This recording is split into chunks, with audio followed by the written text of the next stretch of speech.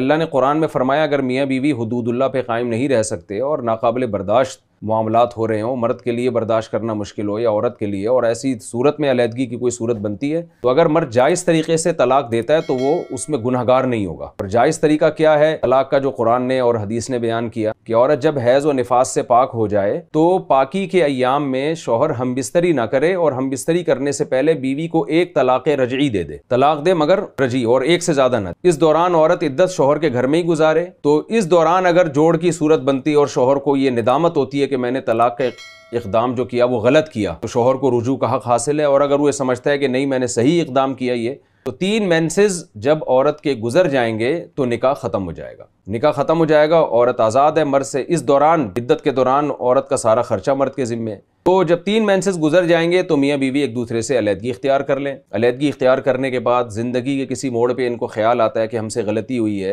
अगर औरत की तरफ से गलती थी, वो निदामत का इजहार कर देती है, तौबा ताइब कर लेती है, और शोहर को एहसास होता है कि वाकई रख लेना चाहिए इसको, तो वो दोबारा आपस की रजामंदी से निकाह कर सकते हैं। और अगर ना चाहें तो औरत कहीं और निकाह करे, मर्द कहीं और निकाह करे। रहा मसला बच्चे का, तो उसके शरीयत में लगा बंदा ज़ाब्ता है, कानून है कि बच्चा जब तक छोटा है, बेटा 7 साल का, बेटी 9 साल की, तो वो माँ के पास रहेगी बशर्ते कि माँ कहीं और शौहर के ख़ानदान के अलावा कहीं और शादी ना करे। और जब वो बड़ा हो जाएगा, 7 साल का लड़का और 9 साल की लड़की, तो वो बाप को मिल जाएगी। इस दौरान बच्चों का खर्चा बहरहाल बाप ही के ज़िम्मे होगा।